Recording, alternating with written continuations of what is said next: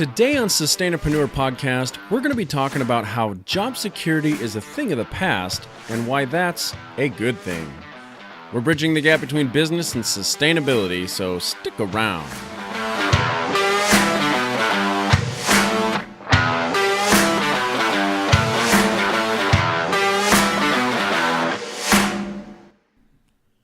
For most of our human existence, the line between boss and employee have been pretty well defined.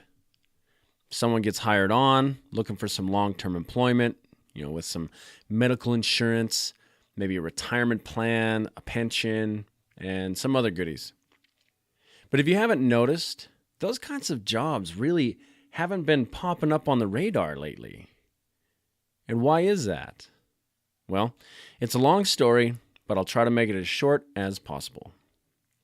Take a look back at World War II.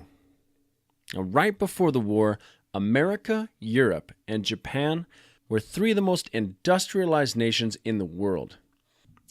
After World War II was over, Europe and Japan had all been but decimated by the war and was in desperate need of being rebuilt. But at that point, neither Europe or Japan had much infrastructure left, and they lacked the resources to even get started.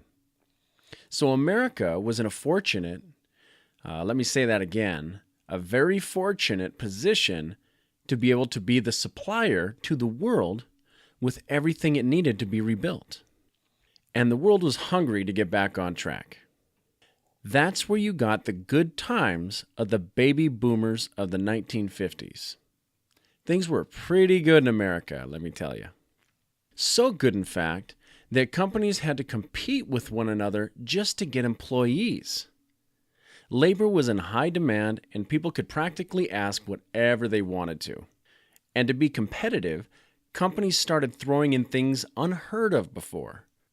They had to offer them because it attracted better employees, and most companies needed them in order to take full advantage of this unprecedented amount of growth. During our heyday, you could drop out of high school, walk down the street, and get a job earning enough money to buy a house, a car, support an entire family, and even go on a few vacations. But as the rest of the world rebuilt, they began creating their own infrastructures and over time became our competitors. So our good fortune ended up biting us in the ass because they then became our much cheaper competitors by our own doing. And unfortunately, there's very few fail-safes in a capitalist economy when things go south. The timeline of most capitalist economies looks like this. There's a steady climb, and then a long drop with a sudden stop. These, in the economics world, are called cliffs or depressions or recessions. So when things are really good, you gotta know that a cliff is right around the corner. With a society that demanded more and more stuff and who cared less and less about buying American products, companies made the move to offshore many of the jobs we used to think of as secure, because that's what market trends were pushing them toward. Our jobs were only secure because we experienced a boom that was brought on by the rest of the world's misfortune. All of a sudden, you get a drop in demand because things are back on pre-war conditions, and so you see America start to wane and wane in terms of availability of good-paying jobs. And since then, we really haven't had it quite so good. And we probably never will again. So fast forward to today and add in that technology has compounded all of this, and you have almost completely gotten rid of any job that has any kind of programmable process to it. And technology just continues to get smarter, better, and cheaper.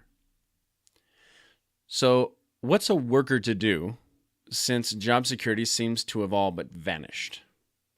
Plenty. See, job security has been replaced with job fluidity, and also in having easy access to your own slew of added benefits. Back in the day, people got a job at their local plant, factory, or whatever, and stayed there until they retired or died. It wasn't unheard of to have a job for 20 plus years. Nowadays, you're lucky to find someone who's lasted more than 3 to 5 years in one place. Even in business schools today, they tell you not to stay with a company for more than 2 to 3 years because the likelihood of being paid any more than a measly 2% rate of inflation becomes less and less the longer you spend in a company. You're better off taking your experience and applying for another job in order to get the kind of pay you desire. So now, jobs are competitive in a whole new way. Fewer of them seem to be paying nearly enough, but at least you don't have to stay at the same crappy job for the rest of your working life. You have options. You have access to job boards in different cities, different states, even different countries. But it goes even further than that. Some have even chosen to become employees for hire, guaranteeing that they won't stay at the same place for too long. Some people call them consultants. They are the ultimate fly-by-night employees that can save a company money and time by sharing how they've perfected their chosen niche and then leave when the job is over. And they get paid better too. Because as most of you business owners already know, hiring employees can be a gut-wrenching experience. One of the worst.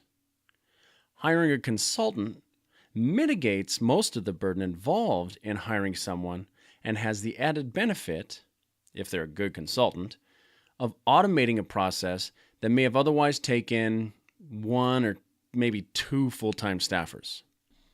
So you see, it's not joblessness. There are plenty of good paying jobs out there. It's more of just a shift in the job market itself. And it'll only get easier as technology continues to advance and become more accessible. Being a consultant is one of the most sustainable businesses I can think of. No matter what kind of a consultant you are most likely going to be about reducing waste and maximizing efficiency in some way. Even being something like an executive coach is aimed at making their client better able to deal with stress so they can become more effective with their time and energy. Saving time saves energy. Saving energy saves the environment. And saving time and energy saves money. And sometimes your sanity. That makes most consultants the best kind of sustainapreneurs out there. Little overhead, and you make industry more efficient. How beautiful is that? So the next time you hear one of your friends tell you there just aren't enough good paying jobs left out there, let them know they're right. And then you can assure them that that's a good thing and that the future looks bright as a sustainapreneur. That concludes our episode for today. As always, thanks for tuning in, and don't forget to like, share, rate, and subscribe. And we'll see you all again next time on Sustainapreneur Podcast, where we are bridging the gap between business and sustainability.